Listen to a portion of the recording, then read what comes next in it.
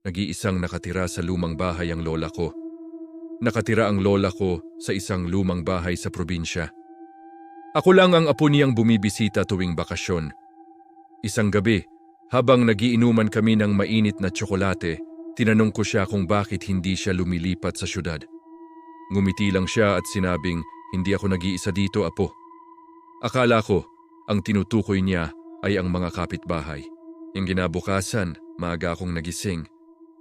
Narinig ko ang lola na may kausap sa kusina. Sumilip ako. Nakita ko siyang naghahanda ng almusal pero wala siyang kasama. Mahina siyang tumatawa at may sinasagot. Nakinig akong mabuti. "Oo, paborito niya ito," sabi niya. Kinilabutan ako. Kanino siya nakikipag-usap? Sa sala, may isang lumang silya na yari sa yantok. Inike, laging sinasabi ni lola na huwag akong uupo doon. "May nakaupo na," bulong niya, "pero wala naman akong nakikita." Isang hapon, habang naglalaro ako sa labas, nakita ko mula sa bintana na gumagalaw ang silya. Dahan-dahan, parang may umuugoy. Tumakbo ako papasok. "Lola, yung silya!" sigaw ko. Tiningnan lang ako ni lola. "Hayaan mo siya. Nagpapahinga lang ang lolo mo." Namatay ang lolo ko bago pa ako ipanganak.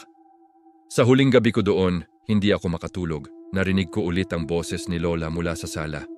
Sumilip ako. Nakaupo siya sa sahig, sa tabi ng rocking chair. "Sige na, matulog na tayo," sabi niya sa silya.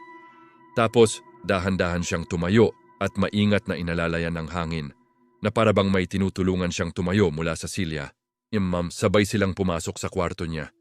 Hindi na ako bumalik doon. Minsan, naiisip ko, siguro nga hindi nag-iisa si lola. At siguro, mas masaya siya sa ganun. Sana nagustuhan niyo ang kwento ngayong gabi. Ako si Ghost Terry at lagi mong tandaan, hindi ka nag-iisa sa dilim. Mag-subscribe para sa mas marami pang nakakatakot na kwento.